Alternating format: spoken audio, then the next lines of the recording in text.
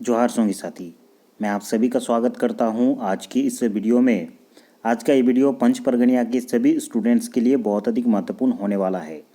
आज की इस वीडियो में पंच परगनिया के प्रसिद्ध लेखक परमानंद महतो जी के द्वारा लिखा गया पुस्तक पंच परगनिया लोक कथा का एक बहुत ही महत्वपूर्ण चैप्टर पढ़ेंगे, पोंठी रानी। अभी जो जेएसएससी सीजीएल या फिर तमाम ग्रेजुएशन लेवल के परीक्षाओं का सिलेबस दिया गया है, उसके अकॉर्डिंग ये चैप्टर इंक्लूड किए गए हैं, तो इस चैप्टर से अच्छे खासे क्वेश्चन रहने वाले हैं। आज के इस वीडियो में कहानी को जानेंगे, साथ में सभी मुख्य बिंदुओं पर चर्चा करेंगे। किन किन बिंदुओं से क्वेश्चन पूछा जा सकता है उनको जानेंगे, और किस प्रकार के क्वेश्चन बनेंगे उन सभी चीज़ों को भी जानेंगे। जैसे ही पार्ट खत्म होगा हम लोग क्वेश्चन के ऊपर भी चर्चा करेंगे, जिससे पूरा पार्ट का आपका रिवीजन हो जाए। पूरा कहानी को हम लोग नहीं देखेंगे, पॉइंट वाइज देखते जाएंगे जो भी इंपॉर्टेंट पॉइंट है। हालांकि मैं आपको कहानी समझा दूंगा। अगर आपको पूरा कहानी पढ़ना है तो नीचे टेलीग्राम आईडी का लिंक मिल जाएगा, वहाँ पे आप पीडीएफ प्राप्त कर सकते हैं। अगर आपका बुक है तो बहुत अच्छी बात है। अगर बुक नहीं है तो आप पीडीएफ से पढ़ सकते हैं। पंच परगनिया के नए सिलेबस के अकॉर्डिंग सभी प्रकार के पीडीएफ आपको प्राप्त हो जाएंगे। नीचे टेलीग्राम आईडी का लिंक मिल जाएगा, वहाँ पे आप मुझसे कांटेक्ट कर सकते हैं। सभी बुक्स के पीडीएफ आपको प्राप्त हो जाएंगे। चलिए दोस्तों, आज के इस वीडियो को शुरू करते हैं। अगर आप चैनल पर नए हैं, अभी तक चैनल को सब्सक्राइब नहीं किया है तो इसे ज़रूर सब्सक्राइब कर दे, और अगर आपने इस वीडियो को अभी तक लाइक नहीं किया है तो इसे ज़रूर लाइक कर दे। आज का लोक कथा है पोंठी रानी, जो कि लिखा गया है पंच परगनिया के बहुत ही सुप्रसिद्ध लेखक परमानंद महतो जी के द्वारा। ठीक है। अगर किताब का नाम पूछे, हालांकि किताब का नाम नहीं पूछेगा क्योंकि दीनबंधु महतो जी के द्वारा लिखा गया पंच परगनिया लोक कहानी में भी ये जो कहानी है ये इसका जिक्र मिलता है। लेकिन फिर भी हम लोग का सिलेबस में पंच परगनिया लोक कथा दिया गया है, तो किताब का नाम भी याद रखेंगे। परमानंद महतो जी के द्वारा लिखा गया पंच परगनिया लोक कथा में ये कहानी हमें मिलता है। ठीक है। अगर मुख्य किरदार की बात करें तो यहाँ पे किसी भी प्रकार के मुख्य जो भी कैरेक्टर हैं, मेन कैरेक्टर के नाम नहीं दिए गए हैं। सिंपल से याद रखेंगे, राजा होता है, राजा का एक बेटा होता है, उस बेटे को शादी करवा दिया जाता है। शादी करने के बाद भी किसी भी प्रकार का छुआपुता प्राप्त नहीं होता है, जिसके कारण एक एक करके 7 रानी के साथ उनका शादी होता है। ठीक है। और एक जगह हमें राजा के एकटा कामिन का भी यहाँ पे जिक्र मिलता है, उनका 7 रानी राजा के बेटे का, और पोंठी रानी का यहाँ पे जिक्र मिलता है। सभी बिंदुओं को देखने से पहले मुख्य किरदार के जो भी इंपॉर्टेंट रोल है उनको जान ले, क्योंकि उनसे बहुत सारे क्वेश्चन बनते हैं। ठीक है।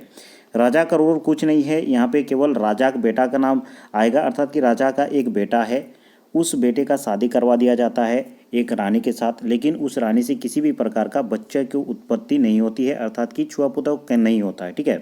जिसके कारण राजा एक एक करके उसका जो बेटा रहता है 7 रानी के साथ विवाह करवाता है, लेकिन फिर भी 7 रानी से किसी भी प्रकार का छुआपुता की प्राप्ति नहीं होती है।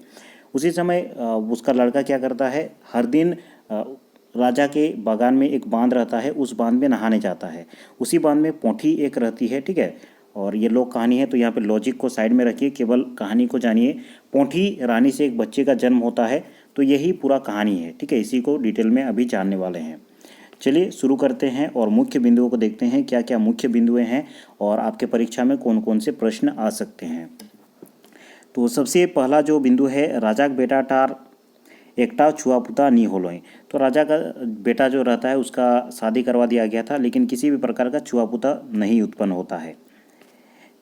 सेत हैं नगौर केर सोब लेग लोके ओके आटकुड़ा कोतरो हैं। ठीक है।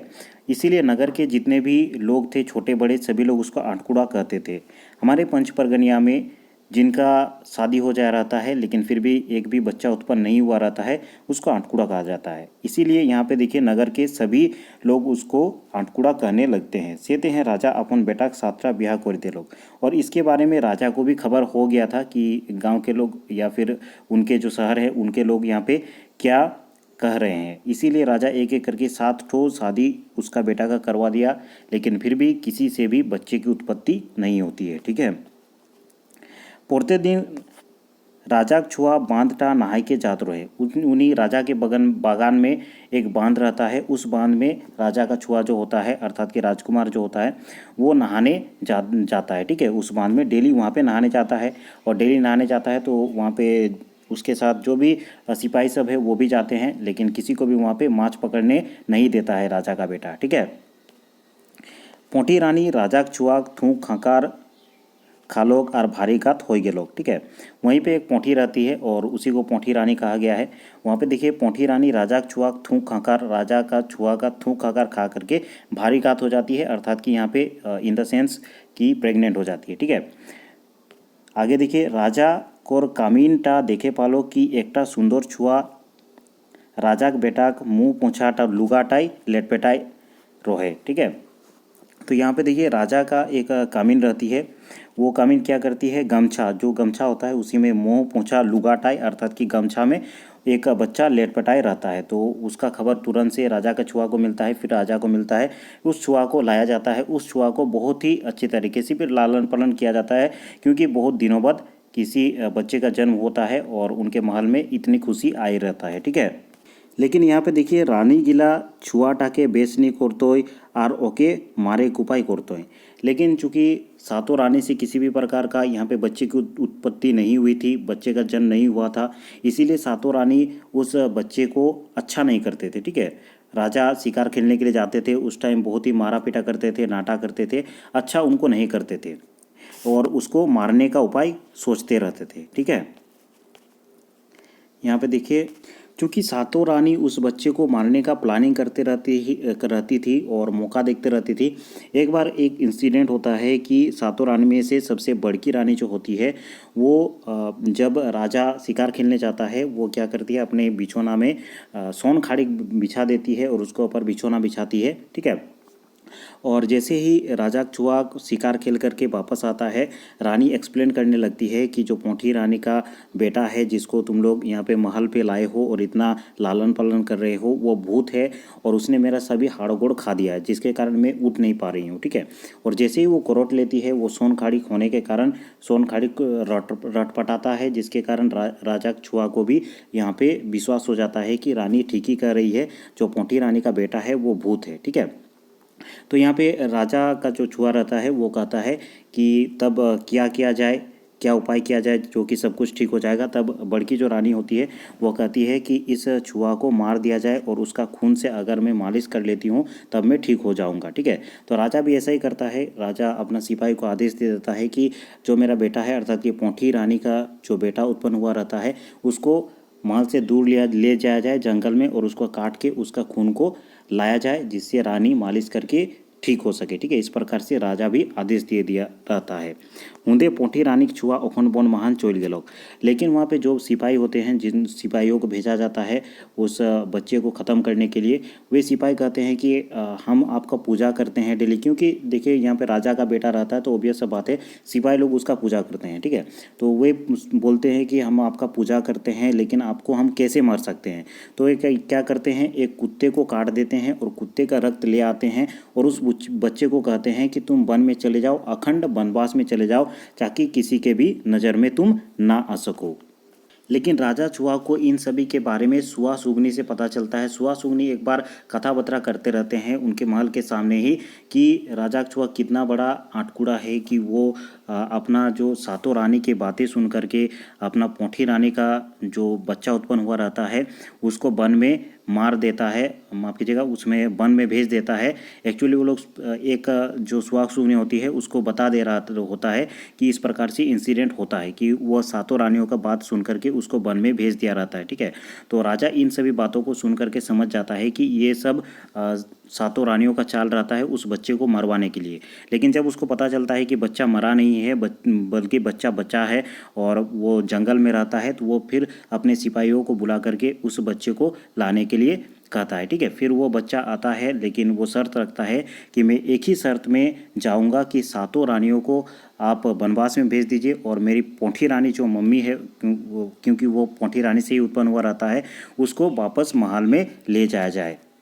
तो लास्ट में राजा वही करता है। राजा चुहा अपन 7 रानी के वनवास पठाए दे लोग, जितने भी 7 रानी थे उनको वनवास भेज देता है और पोंठी रानी के बांध ले गोर ले आए लो। पोंठी रानी कहाँ रहती थी, बांध में रहती थी और बांध से वो उसे महल में ले आता है। ठीक है, तो यही है कहानी। इससे संबंधित आपका परीक्षा में क्वेश्चन रहने वाला है। कुछ क्वेश्चंस को देखते हैं। इस प्रकार के क्वेश्चन पूछे जा सकते हैं आपके परीक्षा में। पोंठी रानी का है कि पोंठी रानी क्या है, अलग अलग 4 ऑप्शन रहेगा। कहानी है, कविता है, उपन्यास है, क्या है। तो एक प्रकार का लोक कहानी है जो कि परमानंद महतो के द्वारा लिखा गया है और ये परमानंद महतो लोक कथा से हमें प्राप्त हुआ है। ठीक है। पोटी रानी के मुख्य पात्र राजा छुआ के कोयटा रानी रहोय।